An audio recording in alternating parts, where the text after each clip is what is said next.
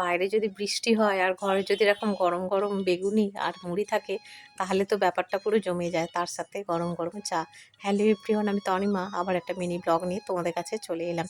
এই যে দেখো, এখন এই যে সোনাইয়ের বাবা আসলো আর তার সাথে একটু বেগুনি সিঙাড়া এইসব এনেছে। আর বললো যে ঘরে মুড়ি আছে, আমি বললাম হ্যাঁ। বললো তাহলে একটু মুড়ি মাখো, খাই। আগের দিনে ভিডিওটা যেখানে শেষ হয়েছিল, এটা কিন্তু সেই দিনই, মানে ওই বিকেল বা সন্ধ্যে থেকেই বলতে পারো ভিডিওটা শুরু করেছি। মেয়ে এখন ওর বাবার কাছে পড়তে বসেছে। একটু এলাচ চা করে দিলাম মেয়েকে, আর ওর বাবার হচ্ছে আদা চা। দুজনের দুরকম ফ্লেভার পছন্দ। এদিকে দেখো, আগের দিনের একটা বিস্কিট আনা ছিল, তো এই বিস্কিটগুলো সোনাই ভালোবাসে বলে দুটো ছিল, একটা খেয়েছিল আর একটা ছিল। ওই দিয়ে মেয়ে খাবে। এখন এই একটু কেটে দিলাম প্যাকেটটা। মেয়ে এখন খাবে, খেয়ে দিয়ে ওর বাবার কাছে পড়তে বসবে।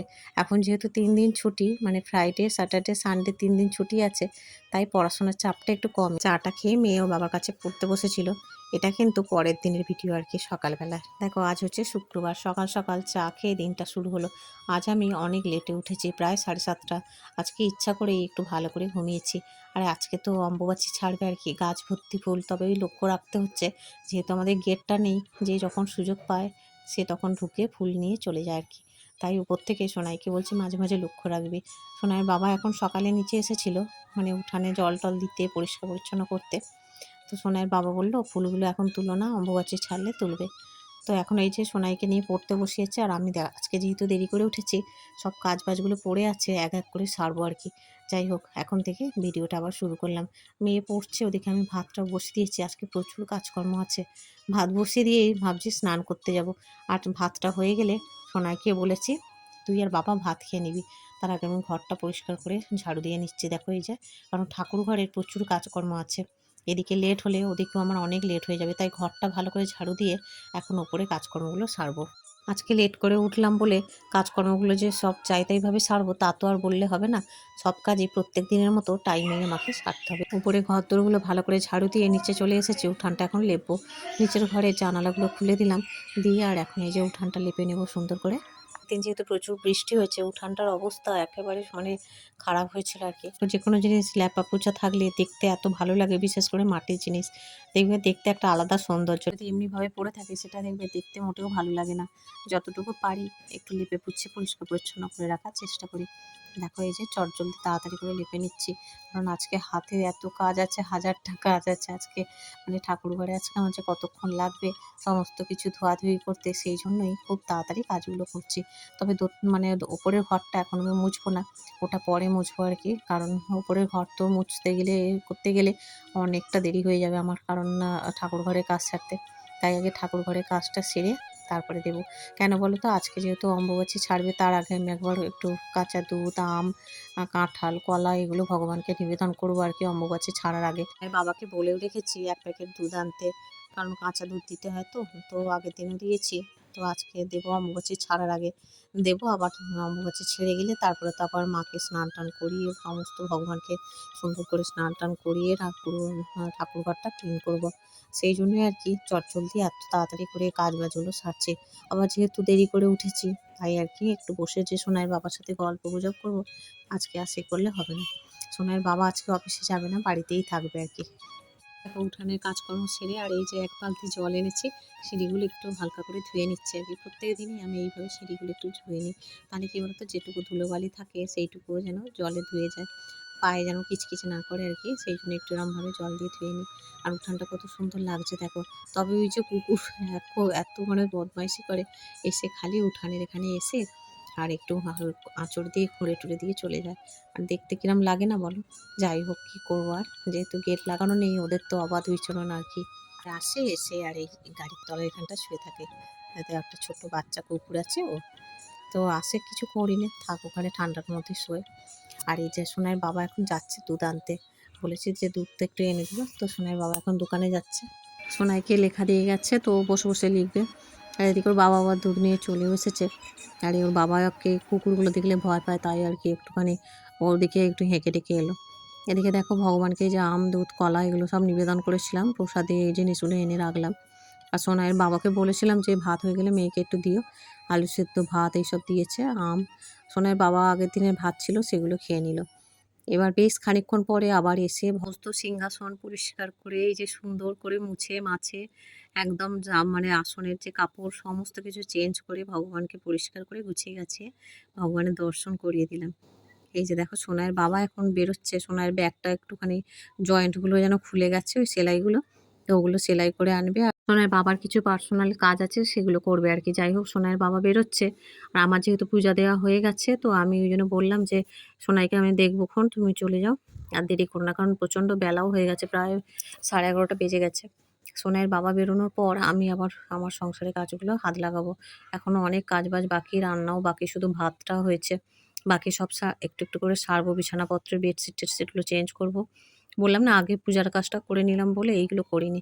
দেখো বিছানার বেডশিট চেঞ্জ করে করবো, কাচাকাচি করবো। তো বেডশিটটা চেঞ্জ করে নিয়েছি আর এখন এই যে বিছানা-টিছানা আর মানে বালিশ-ফালিশগুলো ঠিক করে নিচ্ছি।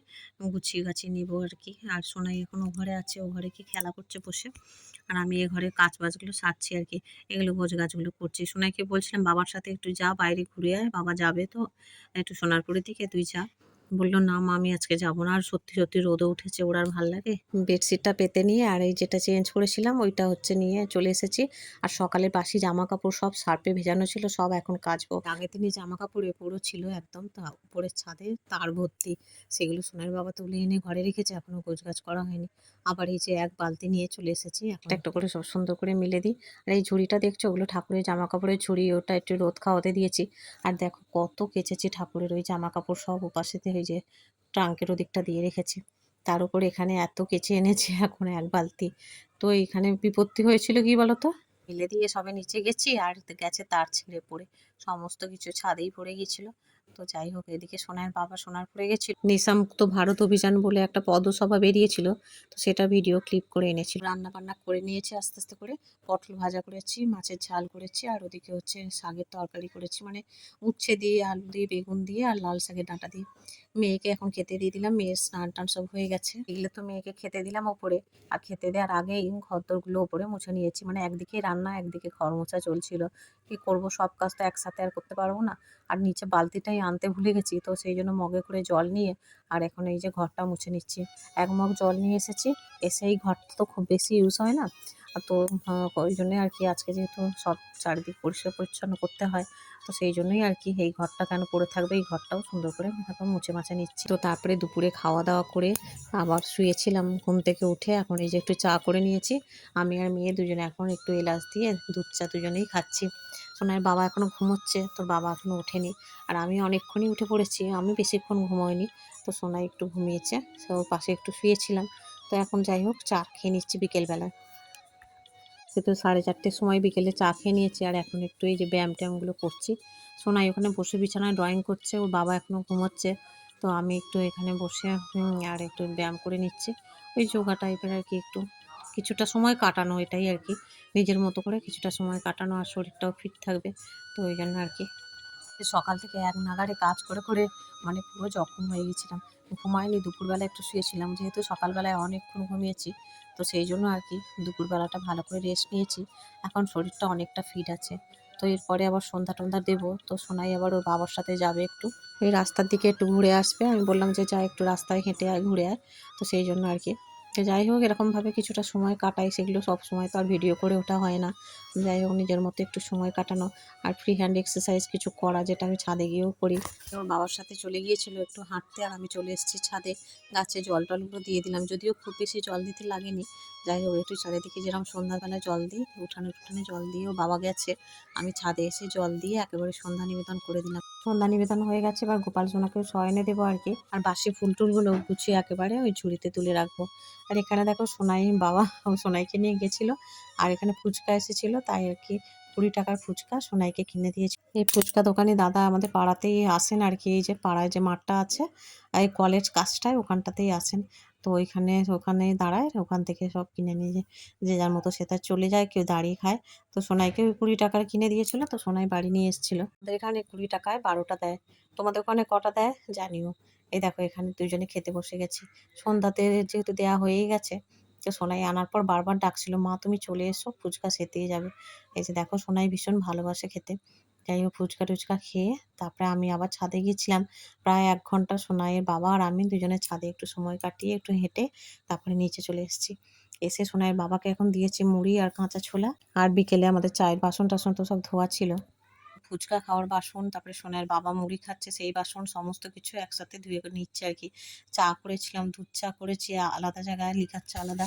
তো সেইগুলো আরকি সবকিছু এখন মেজে ধুয়ে নিচ্ছি। বাবার খাওয়া হয়ে গেছে, ওর বাবা এখন ওকে পড়াতে বসেছে আর আমি তখন বাসনপত্রগুলো গুছিয়ে নিচ্ছি। এরপরে আমি ভাত বসাবো, রান্নাঘরটা একটু গুছিয়ে গাছিয়ে রাখতে হবে, এলোমেলো হয়ে আছে বাসনপত্রগুলো। আজকের ভিডিওটা বন্ধুরা বড় করিনি, এখানেই এন্ড করলাম। সবাই ভালো থেকো, দেখা হবে পরের ভিডিওতে। Bye bye.